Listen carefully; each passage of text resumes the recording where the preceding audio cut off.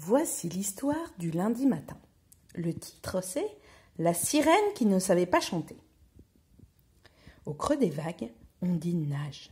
Elle plonge en riant. Comme toutes les sirènes, Ondine adore jouer dans la mer. Mais elle n'est pas vraiment comme les autres. Sa sœur et ses cousines chantent à merveille, et leurs chansons plaisent beaucoup aux marins. Ondine, elle, est la seule à chanter faux. Quel malheur pour une jeune sirène! Plouf! Ondine éclabousse Naya, sa grande sœur, qui s'admirait dans son miroir en nacre.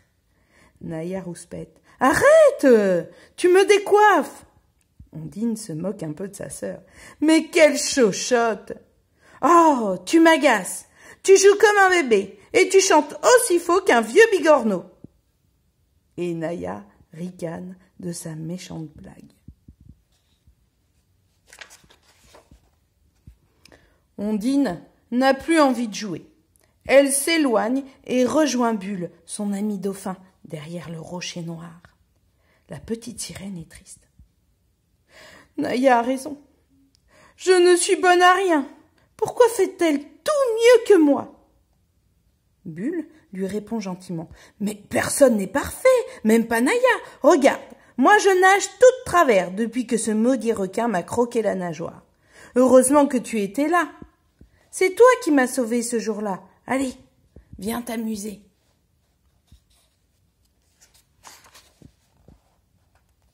Tout à coup, dans les vagues, surgit Séléna, la très vieille reine des sirènes.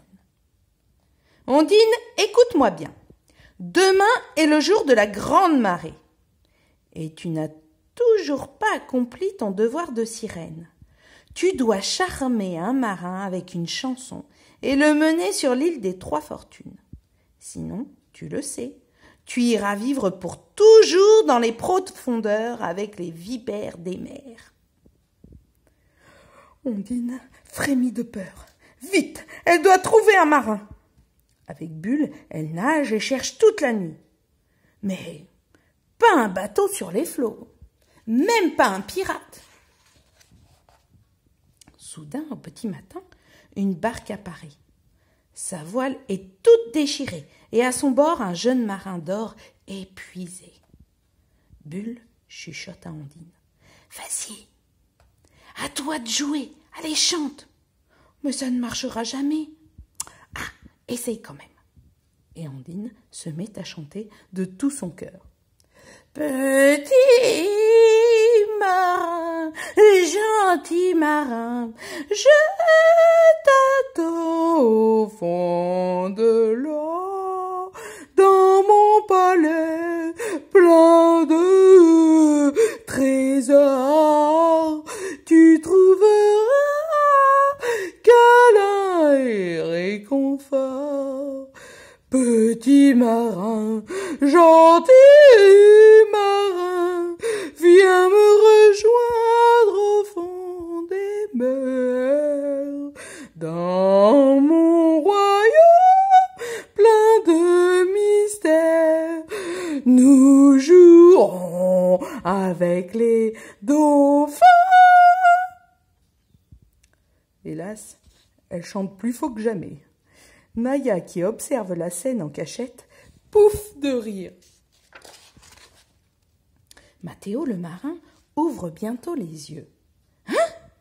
Quelle est cette douce musique qui charme mes oreilles ?» Ondine se tait, stupéfaite. Mathéo l'a aperçue. « Oh, une sirène! Mais comme elle est belle !» Il se penche vers elle et tombe à l'eau.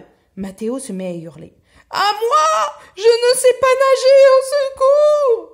Ondine se précipite, mais le petit marin est trop lourd et coule à pic. Aussitôt, Bulle plonge à la verticale et récupère Mathéo sur son dos. Il le porte en nageant de travers jusqu'à l'île des Trois Fortunes.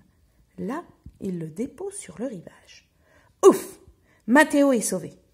Il murmure à Ondine. « Chante encore! Je n'ai jamais rien entendu d'aussi agréable. » Vraiment?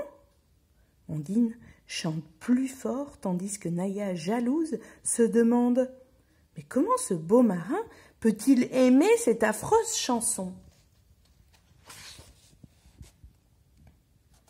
Alors, Mathéo prend son banjo, qui ne le quitte jamais, et il se met à jouer pour accompagner la sirène. Là, surprise! Mathéo n'est pas un marin comme les autres. Il joue faux, aussi faux que chante Ondine. Et tous les deux se sourient à n'en plus finir. Alors les enfants, comment s'appelle le marin?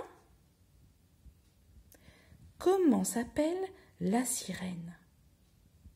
Et le dauphin? Qu'est-ce que la vieille sirène, la vieille reine des sirènes, demande à Ondine?